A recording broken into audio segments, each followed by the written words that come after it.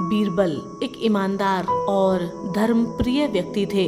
वह प्रतिदिन ईश्वर की आराधना किया करते थे, जिससे उन्हें नैतिक और मानसिक बल प्राप्त होता था। वह अक्सर कहा करते थे कि ईश्वर जो भी करता है मनुष्य के भले के लिए ही करता है। कभी कभी हमें ऐसा लगता है कि ईश्वर हम पर कृपा दृष्टि नहीं रखता, लेकिन ऐसा नहीं होता। कभी कभी तो उसके वरदान को भी लोग शाप समझने की भूल करते हैं।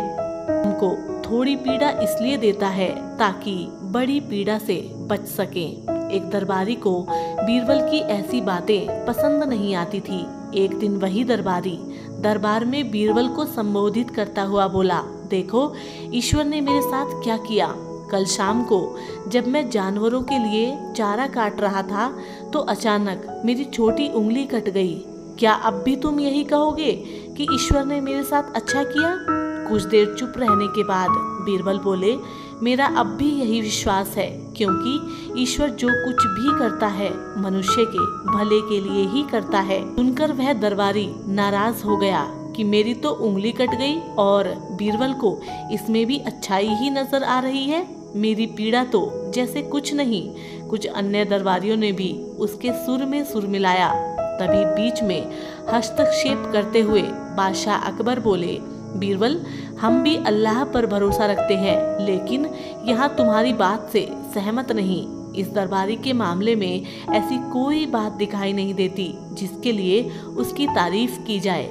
बीरबल मुस्कुराता हुआ बोला, ठीक है जहाँपना, समय ही बताएगा। अब तो 3 महीने बीत चुके थे। वह दरबारी जिसकी उंगली कट गई थी घने जंगल में शिकार खेलने निकला हुआ था।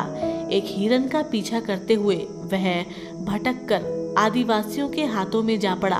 वे आदिवासी अपने देवता को प्रसन्न करने के लिए मानव बलि में विश्वास रखते थे। वे उस दरबारी को पकड़कर मंदिर में ले गए ताकि उसकी बलि चढ़ा सकें। लेकिन जब पुजारी ने उसके शरीर का निरीक्षण किया तो उसके हाथ की एक उंगली कम पाई गई। नहीं, इस आदमी की बलि नहीं दी जा सकती। पुजारी बोला, यदि 9 उंगलियों वाले इस आदमी को बलि चढ़ा दिया गया तो हमारे देवता प्रसन्न होने के बजाय क्रोधित हो जाएंगे। अधूरी बलि उन्हें पसंद नहीं, इसलिए इसे छोड़ देना ही ठीक होगा। और उस दरबारी को मुक्त कर दिया गया। अगले दिन वह दरबारी दरबार में आकर बीरबल के पास रोने लगा। तभी बादशाह भी दरबार में पहुंचे और उस दरबारी को बीरबल के सामने रोता देखकर हैरान रह गए। तुम्हें क्या हुआ? तुम क्यों रो रहे हो? अकबर ने सवाल किया। जवाब में उस दरबारी ने अपनी आपबीती विस्तार से सुनाई। वह बोला, अब मुझे विश्वास हो गया कि ईश्वर जो कुछ भी करता है मनुष्य के भले के लिए ही करते हैं। यदि मेरी उंगली न कटी होती तो निश्चित ही आदिवासी मेरी बलि चढ़ा देते। इसलिए मैं रो रहा हूँ, लेकिन ये खुशी के आंसू हैं। मैं खुश हूँ क्योंकि मैं जिंदा हूँ। बीरबल के ईश्वर पर विश्वास को संदेह की दृष्टि से देखना मेरी बहुत बड़ी भूल थी। अकबर ने मंद मंद मुस्कुराते हुए दरबारियों की ओर देखा, जो शीश झुकाए चुपचाप खड़े थे।